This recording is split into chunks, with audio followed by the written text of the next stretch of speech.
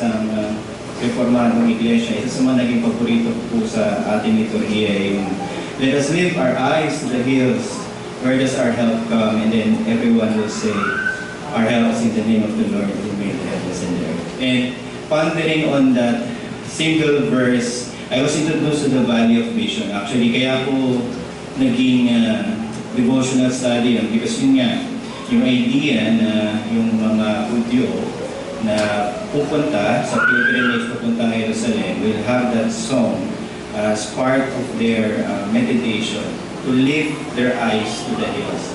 And what is poetic about it is it's an ascent. Parang it's the songs of ascent. So mag-a-ascend ka. So mountainous, hillside talaga. And literally, may mga mountains.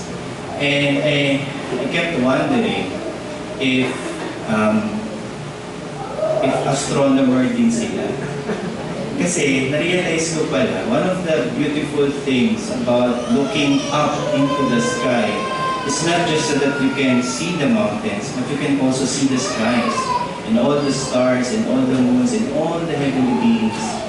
And I've come to understand na yung poetry ng Psalm 122 was not to direct our eyes to the literal hills, not to direct our eyes on just the creation itself, but to see beyond what creation is pointing at, which is our Creator. Kumbaga, our help, kumbaga, kasi patingin mo, bakit ang sagot, titatangala mo nga yung mata mo sa langit, pero ba't ang sagot is, our help is in the name of the Lord. Paano yung pagtingin mo, looking up, why does it translate to an Israelite understanding that His help comes from the name or in the name of our Lord who made heaven and earth. And that's when I realized na hindi pala lahat ay nakikita yon. Not everyone can see beyond what creation is supposed to be pointing at. Dahil I'm into astronomy nga lately, and I researched that key civilization like the Egyptians, the Babylonians, the Sumerians, are all key civilizations because natuto sila na tumingin sa skies. Natuto silang mag-look up. And yung entire history ng civilization nila, the way they constructed architecture, the way they formed their cities, their government, are based on what they see from the skies. But sadly, that's what I realized, that not everyone who look up into the sky see what is supposed to be and meant to be seen, which is our Lord and Savior Jesus Christ. And for this Thursday afternoon, I want us to understand that looking up means putting our hope in the very Creator Himself, our Lord and Savior Jesus Christ. And the topic itself is about the glorification, yung glorification natin sa ating Panginoong Jesucristo. And I'll be answering 3 key questions. And the first question would be, ano ba yung ibig sabihin na tayo luluwalhatiin kay Kristo? And later on, we'll relate that to looking up to Christ. Ano ibig sabihin nun? Na luluwalhatiin tayo kay Kristo. It's so abstract that we need to make sure that we understand what it really entails. The second one is the issue of why do we still need to die even though we are already believers? Bakit mamamatay pa rin ang isang mananampalataya? Kamatayan ba ang muling hantungan nating mga mananampalataya? And pangatlo, and it is again reiterating the basis and the ground of our assurance, ano ba ang mangyayari kapag tayo iniluwalhati? Ang nilagay ko dyan, luluwalhatiin ang mga hinirang. And obviously, pang-Calvinist po yung preaching. Tama po ba? So, Armenians left the room. Okay. So, it's about the hinirang. Okay, so just to be very specific, kasi syempre, baka isipin niya, everyone will be luluwalhatiin. Hindi. Ang pinag-uusapan lang dito, yung luluwalhatiin, yung mga hinirang. So, sa ating pagbubulay-bulay, lagi nating isipin ano ang kahulugan, ano yung ating matututunan, at ano yung tinuturo sa ating gawin pagkatapos na tayo ay makinig sa kanyang salita. Ngayon, bago tayo magpatuloy, maganda na tayo po muna ay manalangin at tingin natin ang kapangyarihan mula sa Espiritu Santo. Tayo manalangin. O Diyos na lubhang makapangyarihan, Ama ng aming Panginoong Kristo, lumikha ng lahat ng bagay, hukom ng lahat ng tao. Kinikilala po namin at aming itinatangis yung aming mga kasalanan na sa lahat ng oras ay aming nagagawa, hindi lang amin sa mga pangungusap, maging sa aming pag-isip. Laban ito sa iyong dakilang pangalan. Kaya narito kami, lubos na pinagsisisihan at nagtaramdam kami ng labis, O Diyos, sa mga nagagawa namin hindi dapat sa iyong paningin. Maawa ka nga po sa amin, O Amang Mahabagin, alang-alang lang sa pinakaiibig mong anak na aming Panginoong Kristo. Patawarin mo nga kami sa lahat ng aming nagagawang kalapastangan na natitulot mo hanggang ngayon, hanggang sa hinaharap na kami makapaglingkod sa iyo ng buong patatapat sa tanging kararangan at ikaluluwalhati ng iyong pangalan sa pamamagitan ni Kristo aming Panginoon. Amen. So unang tanong, ano ba ang ibig sabihin ng pagluluwalhati? We have to define our terms. So first, we have to understand na ang Diyos na nagsimula ng kaligtasan ang siya rin tatapos nito. Ang konseptong to ay tinatawag sa English na monergistic. We have to defend this because this is often misunderstood na ang salvation ay synergistic, na laging ina-assert na may responsibility ang man, which we often and we will always acknowledge, but it depends on how you understand it because we believe salvation is God's work. Mula sa pagpili, meaning election, hanggang sa pagluluwalhati. At yun yung dapat natin tingnan dito. Sa lahat ng aspeto, end-to-end dapat yung tingin. Ang Diyos mismo ang gagawa mula sa simula hanggang wakas. So, ang kalwalhatian, okay, ay nag-aabang sa bawat inaring ganap na naroon sa piling ni Kristo. So, hindi pwedeng ang mangyari, magkaroon ng kalwalhatian yung hindi inaring ganap. So, justification must happen. So prior to you being able to be, sabi nga, obviously, no, election muna, and then calling, then regenerating, and then conversion, then justification.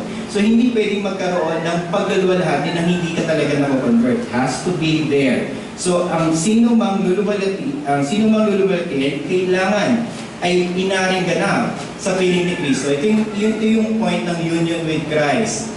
The only way will make sense nung kaluwalhatian ay kung tayo mismo na hinirang upon our conversion is now united to Christ through faith and by the Spirit. Lagi kong dalawa yun. Ibig sabihin, you've trusted Christ's work, His atoning work, saving work, alone for your salvation. And that is by the regenerating work of the Spirit preceding your conversion. And that too are the two components that make sure na nagkaroon ka na ng unification sa ating Panginoong Kristo. Kaya yung kaluwalhatian natin ay nakaabang na. Ang anak ng Diyos, ngayon, sa pagkakataong ito, conceptually, and minsan iniisip, not literally, ay nakaupo na sa kanan ng Diyos Ama. Ibig sabihin, yung kanyang pag-ascend is not something na theoretical. Hindi siya binabanggit ng sa kredo dahil ito'y magandang sabihin. Hindi. Literally, He is now seated at the right hand of God. Literally meaning physically. Walang pasubali. Bagamat hindi natin nakikita sapagkat nasa kalangitan nga. Pero lupang katawan yung naroon sa kalangitan. At dahil doon siya ay nakaupo na, siya ngayon ang babalik bilang hukom. Siya ang babalik upang maging hukom ng lahat ng tao at lahat ng nilalang. Hindi lang yung tao, kasi hindi lang taong nilalang, lahat din ng mga nilalang, all created beings. Ang Diyos mismo ang magkakaloob ng kaluluwalhatian sa lahat ng kanyang iniibig. And it must be specified. Hindi pwedeng sabihin na luluwalhatiin ng lahat. One of the things that makes several evangelical churches, while they are predestinarian, they are not preaching distinctive enough para makita natin na may hinirang at hindi hinirang. Pero dito, kailangan natin sabihin, hindi, on the onset, ang pinag-uusapan lang natin na hihirangin ay yung mga inibig. Yung mismong bayan ng Diyos, ang kanyang iglesia, ang mga mamamayan ng mga mananampalataya, yung kasama sa katawan ni Kristo, yung kasintahang babae, which is the bride of Christ, yun lamang ang luluwalhatiin. Siya na magiging banal at magiging malinis sa kanyang harapan. And by definition, pag sinabi natin na tayo'y luluwalhatiin, ang ibig sabihin natin yun ay dadalhin tayo kung nasaan si Kristo. It's a destination actually. It's more than the trip itself. It's the destination. Yes, the trip itself would be holiness. Tayo lalakad na may kabanalan. Pero kumbaga yung tinitingala natin, yung nilulook forward natin is our glorification. At yun po yung pinag-uusapan natin ngayong hapon. Tayo ay lululatiin sapagkat kasama tayo ni Kristo. Yung concept kasi na paano tayo lululatiin kung nandun siya, mahirap isipin kasi nga hindi natin siya iniisip in terms of tayo mismo ay kasama niya sa pananampalataya at sa Espiritu. Kaya nga, pag yun ay naisip na natin na, okay, kaya ako maluluwalhati kasi si Kristo ay kasama ko na sa pananampalataya at sa Espiritu, kung anong nangyari sa Kanya, yun ang mangyayari sa akin. Ang kaluwalhati ni Kristo ngayon ay kung tutusin is full. Wala nang kakulangan. Lalabas, nung siya ay, syempre kasi di ba siya ay namatay, pagkatapos nilibing, pagkatapos ay nabuhay pa siya ng 40 days with his disciples, afterwards, saka siya nag-ascend. Hindi magiging kompleto yung glorification kung hindi siya nag-ascend. The point is for Him to ascend. And now that He has ascended, then glory belongs to Him. However, even though glory already belongs to Him, not everyone here on earth subscribes to that glory. Ang tawag natin doon is kingdom inaugurated, but not yet kingdom consummated. What we await is the consummation, but the inauguration is guaranteed. Si Kristo ngayon inarawan na sa kanan ng trono ng ating Ama na nasa kalangitan. Oo, si Kristo ay nagdaan sa pagpapakumbaba, ngunit hindi siya nanatili dito. Si Kristo, dala na kanyang pagsunod sa kanyang Ama, ay itinaas na sa tugatog ng tagumpay. Kumbaga, walang ibang tao dito ang nakaabot na sa tugatog na ito, maliban sa anak ng Diyos. At hindi na ito nakamit ng siya ay parang by privilege because anak siya ng Diyos. Hindi, dinaanan niya lahat. Lahat ng humiliation, incarnation, all the way na siya ay nilibing, siya ay nabuhay sa mga patay. Yun yung lahat. And He has to go through that. But the point is, He is no longer that. Kailangan nating isipin sa ating buhay Kristiyano na ang ating Panginoon Kristo ay hindi na humiliated. Ang ating Panginoon Kristo ay nakataas na.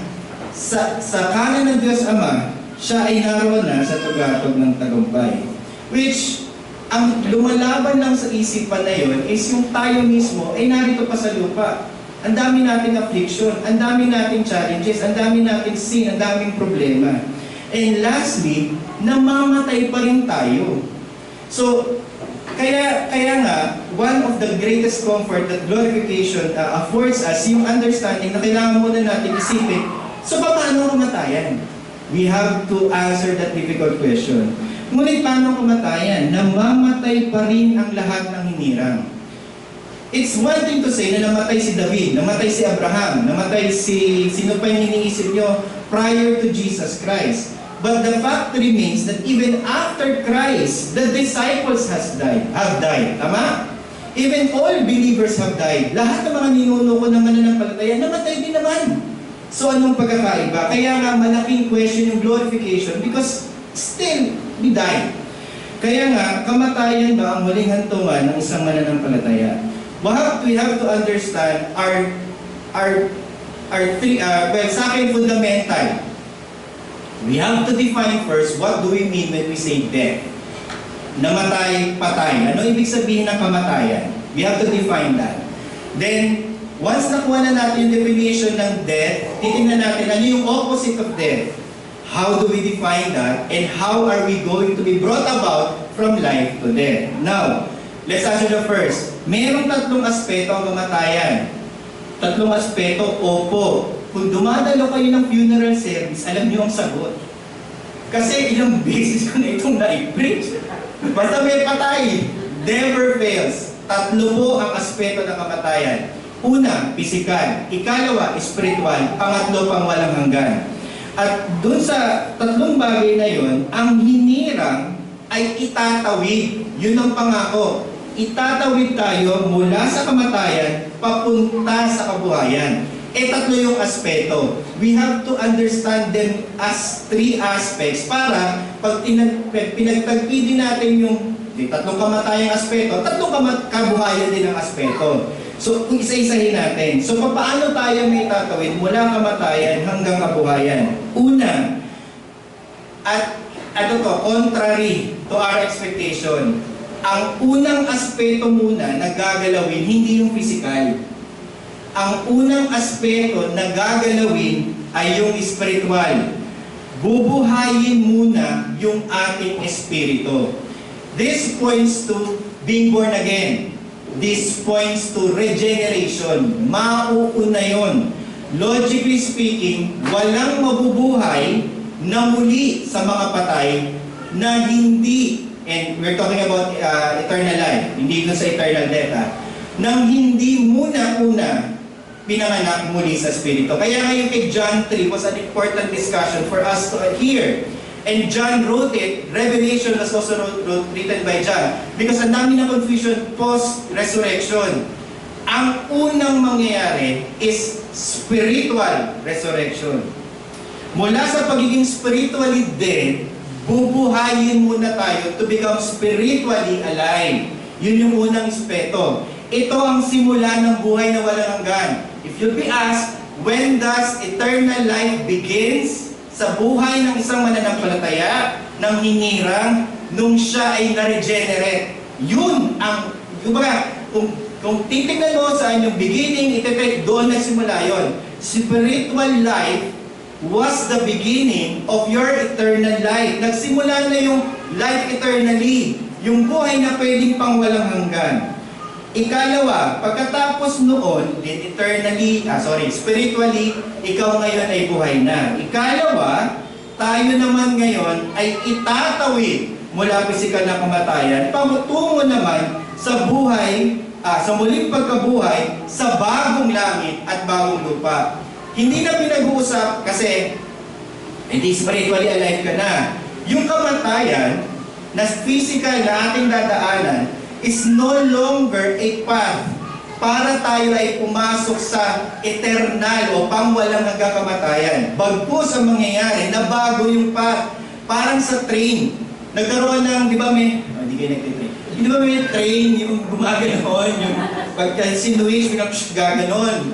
So, ewan ko, ba't yun na naisip? Pero yun yung natapong mind ko. Nag-switch na siya, hindi ka papasok sa eternal death. Kasi spiritually alive ka, doon ka sa eternal life papasok. And yung pagpasok mo sa eternal life is no longer about this life. Kaya glorification is ihahanda ka sa buhay, hindi pang lupa, hindi yung lumang lupa at lumang langit. Kasi yung lumang langit nangyayari na ngayon.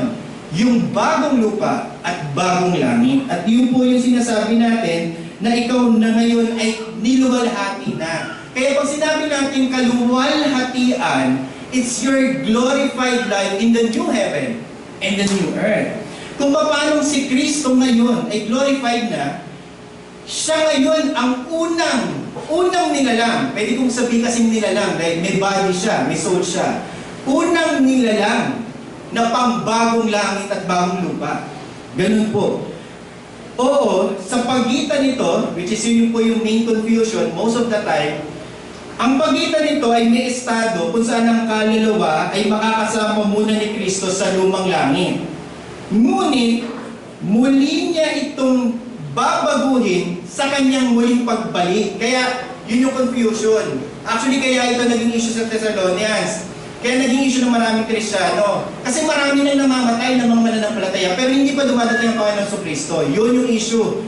Kasi mayroong intermediate gap. Pwede gap. Kasi hindi siya pwedeng state, pwede mong sabihin. So, pastor, may purgatorio. Kasi sa atin, akala natin, dahil protestante tayo, tanggal agad ang purgatorio kasi katoliko. Hindi. Ang tinanggal natin is yung pwede kang lumipat sa purgatorio, sa intermediate state. Pwede kang wala ka sa impyerno, na sa pagitan ng impyerno at langit. Parang pag pinanlangin ka, di ba? May mass card, tapos unti-unti. Kaya pag pupunta rin kayo ng libay, lagi ko sinisip tayo, so may mass card. So, lagi ko makikita, may mass card. So, sino ang nagdala ng mass card? So, may mass card. Kasi yung purgatorio, yung concept na binabayaran ng indulhensya para makarating ka ng langit. Yung konsepto ng gap, parehas. Ang tinanggal lang natin yung konsepto na pwede ka magpalit. So, pero may gap pa rin. Ang kaluluwa ng mga spiritually alive na namatay physically, pupunta kasama ni Kristo. Kasama sa sinapupunan ni Abraham, yung bosom of Abraham.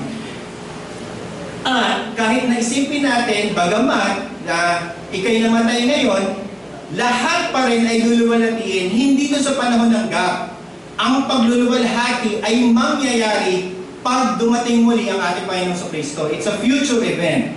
So yung kaluwalhatian natin becomes confusing kasi hindi pa agad nangyayari. Pero it's already guaranteed. Pag kapag ikay kasama ni Kristo namatay, sure yun. Taga mo sa bato, 100% luluwalhatiin ka. Pero maghihintay ka pa. Maghihintay ka pa. Anong hihintayin? Yung pagbalik muli ng ating Panginoong Kristo. Pero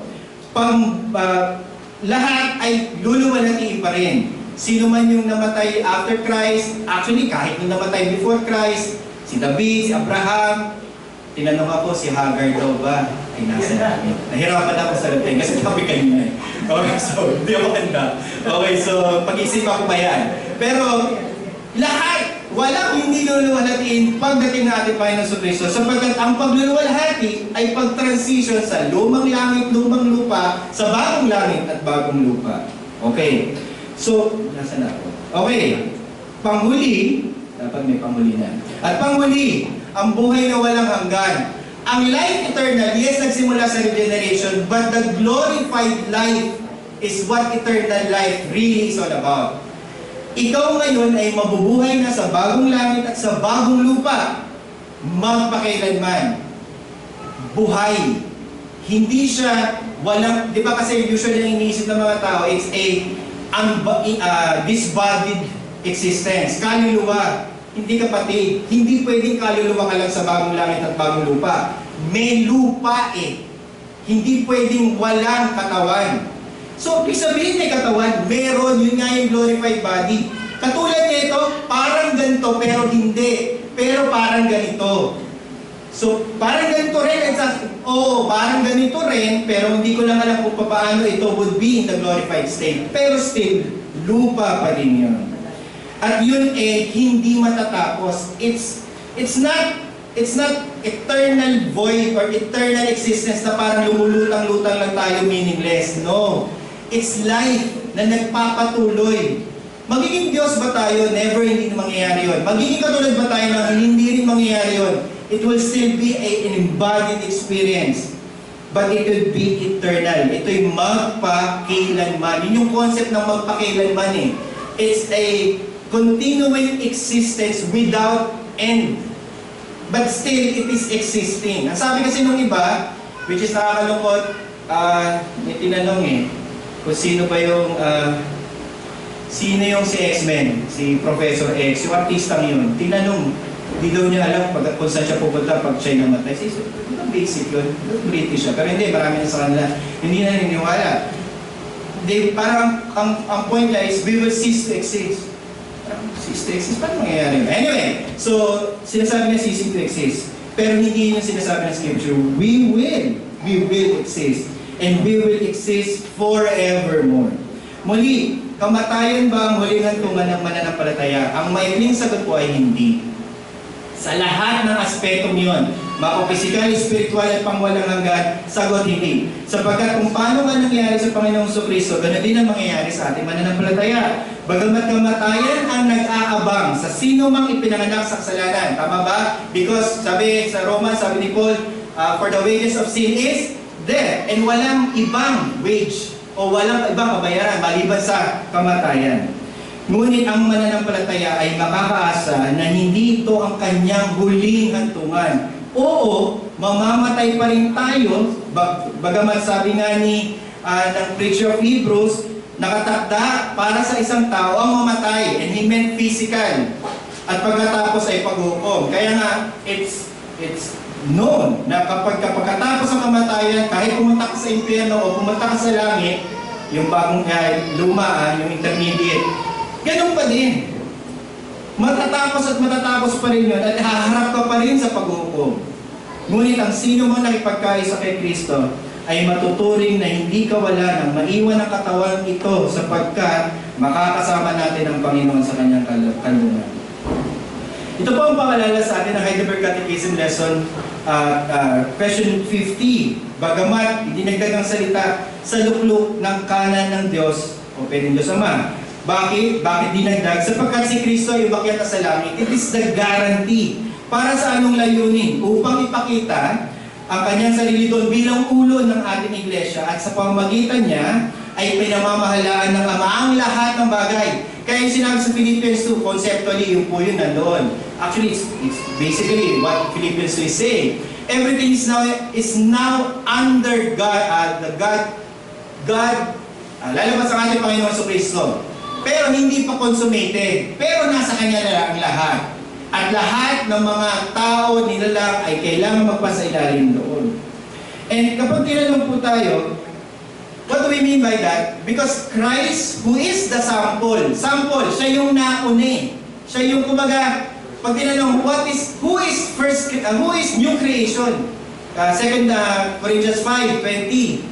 Who is? Hindi yung what, who? Christ is new creation. Wala namang ibang nasa langit na may katawan, maliban siya.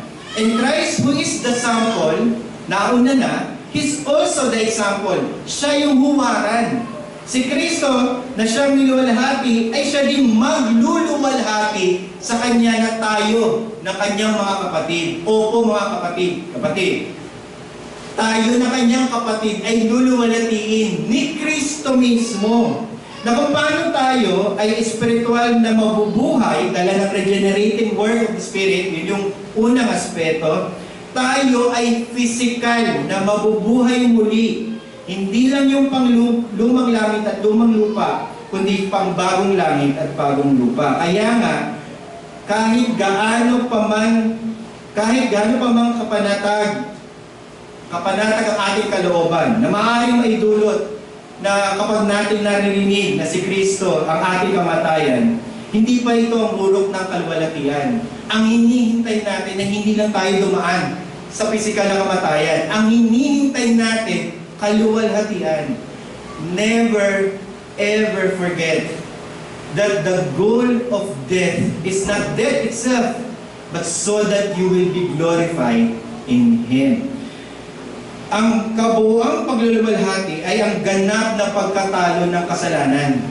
Death must be defeated, and death reigns here on this creation. Ulitin ko po, kahit gaano kaganda na pumunta ka sa bundok, sino po bang mahilig dito sa pagmamundok, pupunta ka sa taas ng tuktok ng langit, hindi naman lahat ng creation. Kahit gaano pa kaganda yan, it is bound all to be destroyed by fire. Walang matitira dyan. Lahat yan ay pupukawin at susunugin kapag dumating na ang ating Panginoon sa Kristo. Kaya nga, death must be dealt with. Kailangang matalo ang kamatayan sa lahat ng aspetong ito. Kasi minsan iisipin natin, pwedeng may physical na, meron na tayong spiritual life. Check. And then namatay ka. Kailan nyo gusto? Hindi nyo gusto.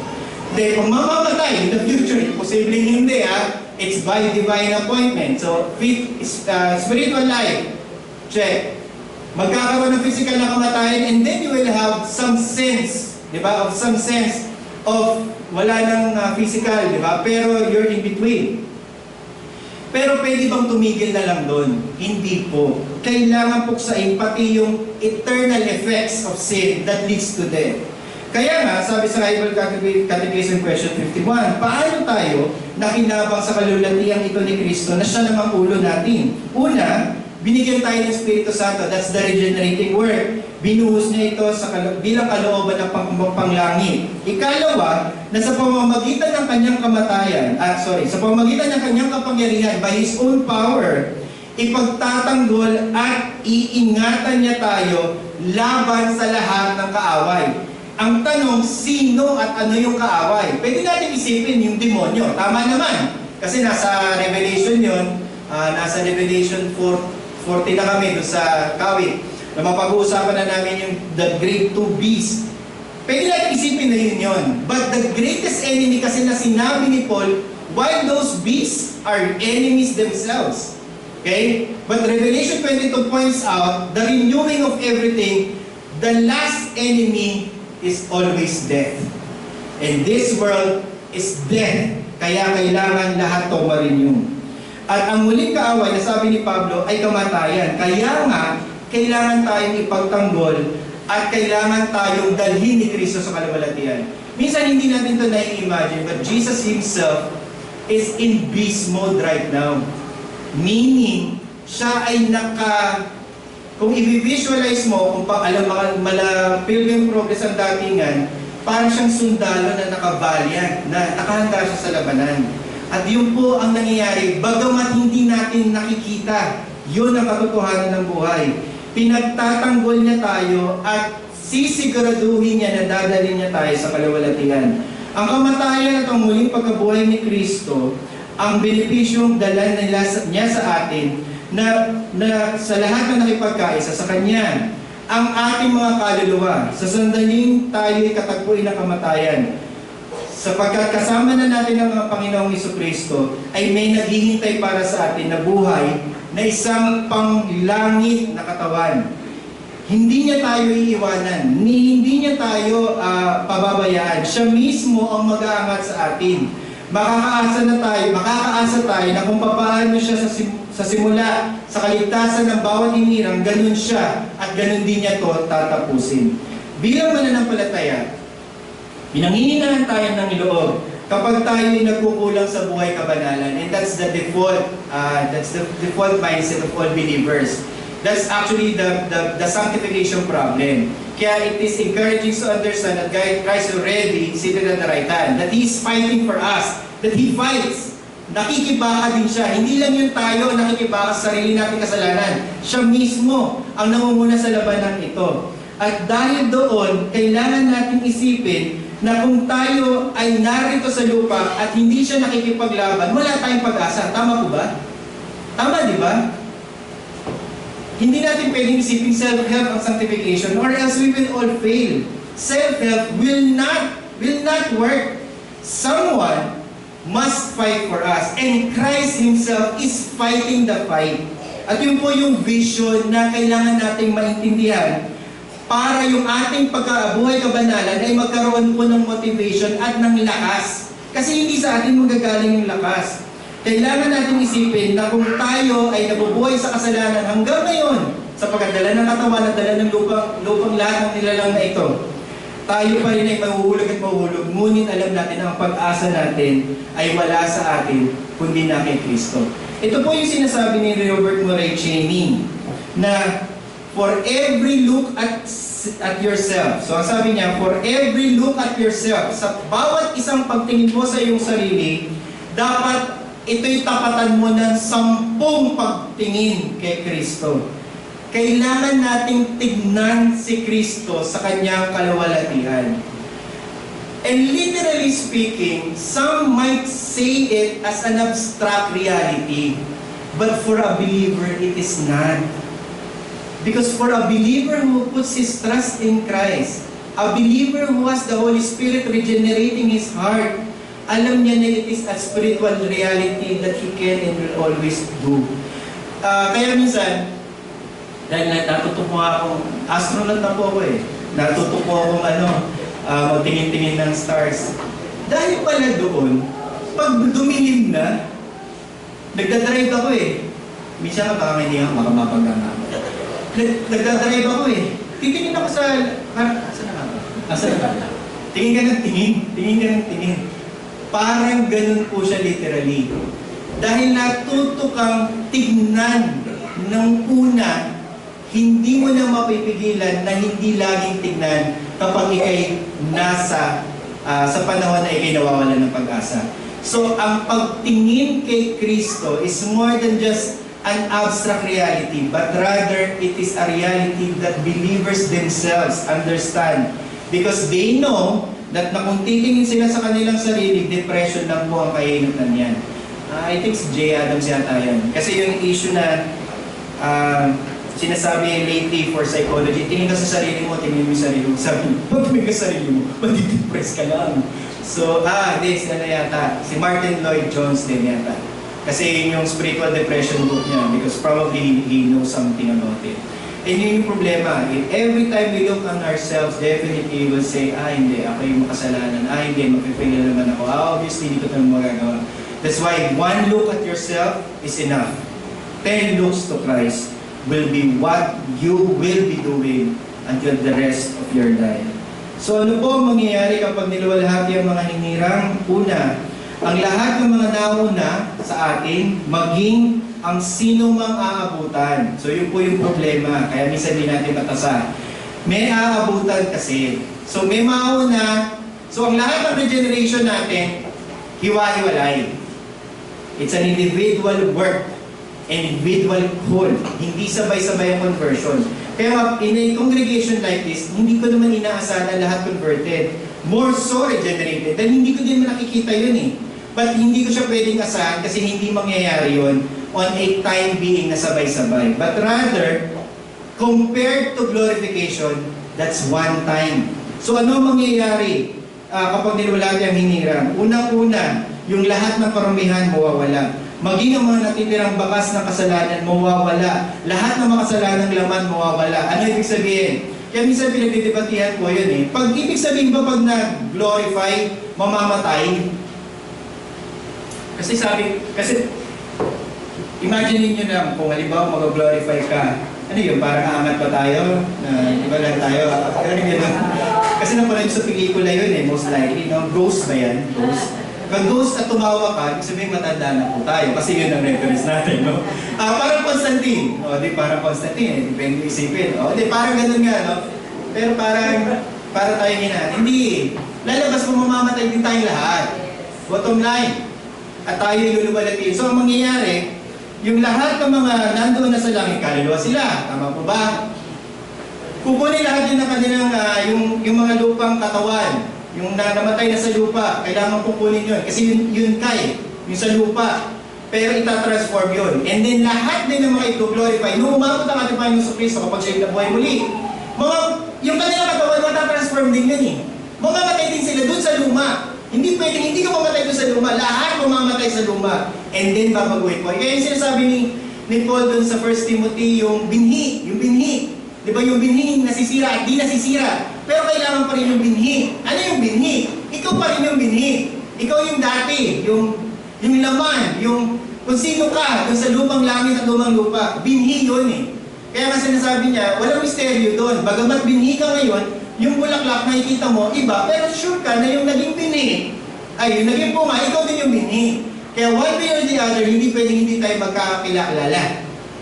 Kasi imposible hindi ko kayo kilala. Kung kayo tunay na mananampalataya at naroon din ako sa langit, at sabihin, Uy, Philippines! Represented, di ba? Parang, okay pa na Pinoy na nakarating. Imagine mo yung kahit nakakurap, di ba? Walang problema. So, nakarating. And then, one way or the other, alam natin makakakapit tayo. So, kagandahan noon is alam natin na yung katawan na yun will no longer have anything in it na kasalanan. Wala na rin bahid na kasalanan. Sapagkat yung lupang katawan na yun ay wala na. Ito'y binago na. At yun po yung ating nilulook forward. Professor John Murray said, this truth that glorification must wait for the resurrection of the body advises us that glorification is something upon which all of God's people will enter at the same time, identical for everyone. Kaya special yung event na muling pagdating ni Kristo because that would be glory. That's glory. Okay, so there is no priority for one above the other. Hindi doon, parang walang hierarchy doon. May VIP, mauna muna yung mga elders, mga pastor, at mga manggagawa. And susunod na yung mga paminsan-minsan lang dumadalo. Walang ganun. In the twinkling, kaya sinabi yun ni Paul in the twinkling of the eye, everyone will be transformed. Sabay-sabay tayo. Naunang namatay, doesn't matter. Namatay nung dumating ating Panginoon sa Kristo, does not matter. Pero everyone will be changed. There is no priority for one above the other. In this respect, it radically differs from what the death and the glory of Christ, upon which saints enter on that event because, di ba, died and then glory. Pero tayo nga, lahat sabay-sabay. Yung death natin, kaya may delay. Kasi death. Physical lang, I mean. Death. Pero yung glory, sabay-sabay. Sabay-sabay tayo i-glorify. Each saint of God who dies has his own appointed season, tama. Therefore, his own time to depart and is appointed and he will be with Christ. But we see this, at sabi ni John Murray, as a highly individualized event. It's by appointment, kaya sabi ko sa Hebrews. But it is not so with glorification. One will not have the advantage over another. All together will be glorified with Christ. Muli, bakit tayo makaaasa na tayo'y maluluwalhati ng Diyos kasama ng lahat ng mga hinirang? Well, bottom line sapagkat yun ang sinabi ng banal na kasulatan. Ang kaluwalhatian ng mananampalataya ay tiyak dahil ang pagluluwalhati kay Kristo ay tiyak. Naroon na siya. Bilang Kristo at ang ating ulo na nakaluklok sa kanan ng Ama, tinitiyak niya ang kaligtasan natin hanggang sa huli. Hindi tayo pwedeng hirangin nang hindi tayo luluwalhatiin, itaga mo sa bato yan. That's how golden chain works. That's how salvation works. Walang naiiwan. Walang minsan siguro luluwalhatiin, minsan siguro hirangin, minsan mako-convert, minsan pero baka hindi maluwalhati. It does not make sense. Hindi yun ang nangyayari. It will all be guaranteed end to end. At dahil doon, alam natin na tinitiyak niya na tayo ay dadaling niya sa bandang huli. Siya ang hukom. Kapag tinignan mo, He might be humiliated, now glorified, but at the end of the day, the one who sits the throne will judge every single living being who died and must account for everything that they have done. Ano ang kaaliwan na binibigay sa iyo at pagbabalik ni Kristo upang hukuman ang buhay at ng mga patay? Sagot, ang lahat ng ating mga kapaghatian, ang ating pag-uusig. Itinataas ko ang aking ulo at buong pananabik na hihintayin bilang hukom mula sa langit na siyang nagharap na noon ang kanyang sarili sa hukuman ng Diyos para sa akin. At kukunin niya ako. He will be the one. Kaya nga sabi ko sa inyo, ang mag-glorify sa atin ang ating Panginoon Kristo. Kaya nga tayo susunduin eh. Rapture yun. So, hindi na masyado nang siya susundo sa atin. Siya mismo ang magluluwalhati sa atin. At lahat ng mga hinirang patungo sa Kanya at bibigyan tayo ng isang makalangit na kagalakan at kaluwalhatian. Gaya nga na sinasabi sa nakasulat sa Apocalypse 21:1-7, papahirin ng Diyos ang lahat ng bawat tuha. Wala na kamatayan at pagdadalamhati ba? Ang tagumpay ni Kristo ay garantiya na tayo ay magtatagumpay at magmamana ng bagong langit at bagong lupa. Pagkatapos ng kaysaysayan ng sanlibutan ito, tayo ay papasok sa Kanyang paghahari. Kaya nga, mananampalataya, tumingin tayo kay Kristo. That's why, hindi, yun eh. Kaya, pag itaas natin ang ating paningin sa kabundukan, pagka mananampalataya, tumingin sa bundok, ang bundok makikita niya, pero ang makikita din niya ay ang Kanyang tagapagligtas. Pag di mananampalataya ang tumingin sa bundok, sabi niya, may bundok. Diba? Ganun lang. Pero hindi po tayo mga mananampalataya. Ang mananampalataya, pag tumingin sa bundok, tumingin sa kalangitan, itinaas niya ang kanyang mga mata. Alam niya na naroon na ang ating Panginoon sa Kristo. Alam niya na si Kristo na ay niluwalhati. Alam niya na si Kristo na niluwalhati ang magluluwalhati sa Kanya. So ano pa ang ating iniisip? Ano pa ba yung bibigay pag-aagam-agam sa atin? Marami, Pastor. Marami ang pag-aagam-agam. Hindi nawawala. Oo, kapatid, hindi mawawala. Pero itingin natin ang ating mga mata sa kabundukan sapagkat naroon ang ating pag-asa. Nasaan ang iyong pag-asa, mananampalataya? Kanino ka ba umaasa? Nabuhay na ang ating Panginoon sa Kristo. Kaya nga, sabay-sabay nating ideklara, siya nawa, pumarito ka ang aming Panginoon sa Kristo. Tayo po ay yumuko at tayo po ay manalangin. Aking Ama na sa langit, maraming salamat sa maikling panahon. na sa aming pagpupulay-pulay na iyong mga salita ay marinig namin at kilalanin namin kung nasaan niya ang aming pag-asa. Nakilang Ama, alam namin ang aming Panginoon Kristo ay nakaupo na dyan sa luklukan ng trono, ng awa. Alam namin ngayon mismo siya ay nariyan, na nilawalhati at patuloy na nakikipagbaka, patuloy na nakikipaglaban sa lahat ng uri ng kasamaan, at siya rin magbibigay sa amin ng kapangyarihan upang mabuhay mula sa mga patay. Panginoon, alam namin na hindi mo kami pinapabayaan, na walang ni isa sa aming mga buhok ang malalaglag na hindi mo alam. Kaya nga Panginoon, alam namin sa mapag-ingat mong pagiging ama ng bawat isa, ay alam namin na lahat ng aming mga pangangailangan ay iyong kinakatagpo. Alam namin Panginoon na lahat ng mga material namin pangangailangan is but a one-way worry about for everything na meron kami sa aming mga isipan ngayong magdamag ng maghapong ito. Ngunit alam namin na ang kapayapaan namin ay hindi namin matatagpuan sa aming mga sarili. Paikot-ikutin man namin, O Diyos, sa aming mga isipan, hindi namin matatagpuan ang kasagutan. Kaya nga, turuan mo kaming tumingin sa kabundukan. Turuan mo kaming tumingin sa kalangitan. Tingnan namin ang aming Panginoon Kristo na nakaluklok na dyan. At alam namin at tanggapin namin ang kapahingahan na ibinibigay at tinutulog na nagsasabi sa amin na siya na naghahari ngayon ang magluluwalhati sa amin.